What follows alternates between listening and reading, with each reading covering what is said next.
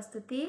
Kali ini dalam pelajaran Bahasa Indonesia dengan tema menjelaskan arti kata dalam teks non-fiksi.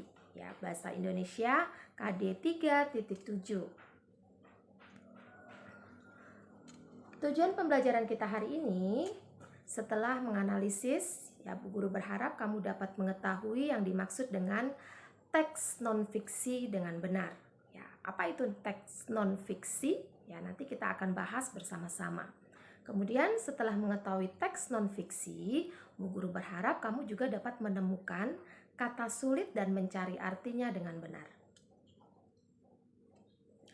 Teks non-fiksi itu sendiri adalah karya yang berdasarkan fakta atau pengalaman objektif peneliti atau analisis dari suatu masalah.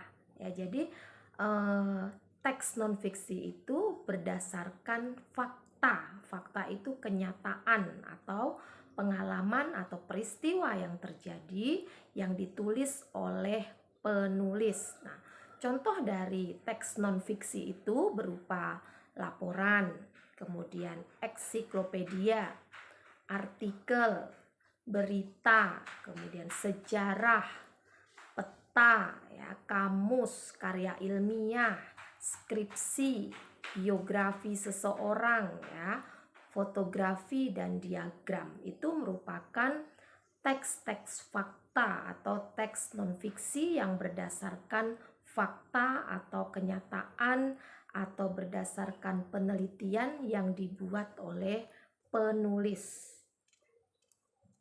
Nah, contohnya, ini ada contoh dari teks non-fiksi. Nah, judulnya adalah Mesin Penghasil Garam. Alat pembuat garam berhasil dibuat oleh Zainal. Alat tersebut dapat digunakan meski cuaca mendung. Alat tersebut memiliki aki yang berfungsi untuk menyimpan energi matahari. Oleh karena itu, meskipun cuaca tidak mendung, alat tersebut tetap mampu menghasilkan garam. Nah, teks ini merupakan teks berdasarkan fakta atau kenyataan yang menceritakan atau yang membahas tentang sebuah alat, yaitu alat pembuat garam yang diciptakan oleh Pak Zainal, ya. Jadi ini kisah nyata, itu yang disebut dengan teks non-fiksi.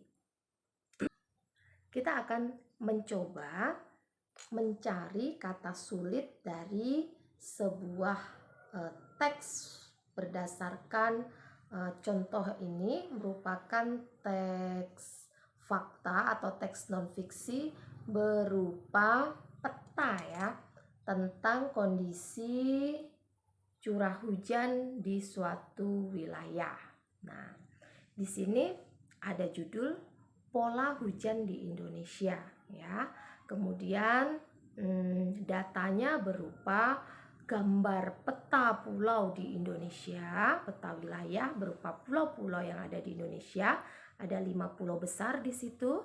Kemudian ada keterangan-keterangan di mana letak akan terjadi hujan, curah hujan yang tinggi, kemudian yang mengalami cuaca yang ekstrim, itu tergambar dalam fakta tersebut. Nah, di sini misalnya ada sebuah kata yang merupakan kata sulit menurut kita, ya. Jadi yang pertama kata sulitnya itu adalah kata cuaca. Nah, kata cuaca, dari mana kita dapat mengetahui arti kata cuaca itu? Kita bisa membukanya dalam KBBI. KBBI itu Kamus Besar Bahasa Indonesia. Nah, arti kata cuaca dalam KBBI adalah keadaan udara, ya. Keadaan udara itu mengenai temperatur, cahaya matahari, kelembapan, kecepatan angin pada satu tempat tertentu dengan jangka waktu yang terbatas. Itu adalah cuaca. Jadi cuaca itu adalah keadaan udara pada suatu tempat tertentu dengan jangka waktu yang terbatas. Itu disebut cuaca, berbeda dengan iklim ya. Kalau iklim itu waktunya itu panjang ya, sedangkan kalau cuaca itu terbatas. Jadi bisa berubah-ubah dalam sekian waktu atau sekian hari mungkin atau sekian jam mungkin ya lebih cepatnya.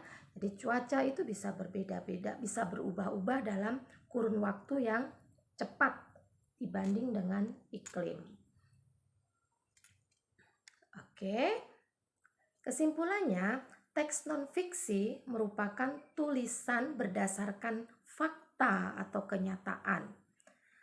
Kemudian, arti kata sulit dalam setiap teks non-fiksi yang ada, yang ditemukan, dapat kita cari di Kamus Besar Bahasa Indonesia, yang merupakan acuan bagi kita untuk mencari arti-arti kata atau menemukan arti-arti kata yang menurut kalian adalah sulit untuk atau tidak dapat dimengerti ya. Jadi kita bisa mencarinya dalam Kamus Besar Bahasa Indonesia. Memahami arti kata yang sangat penting ya, agar kita tidak salah mengartikan setiap kata atau rangkaian kata yang berupa kalimat yang ada pada kalimat non-fiksi. Ya, itu fungsi dari mengapa kita mesti mengartikan kata-kata sulit dalam teks non-fiksi yang ditemukan. Oke, demikian penjelasan Bu Astuti. Terima kasih sudah menonton video ini.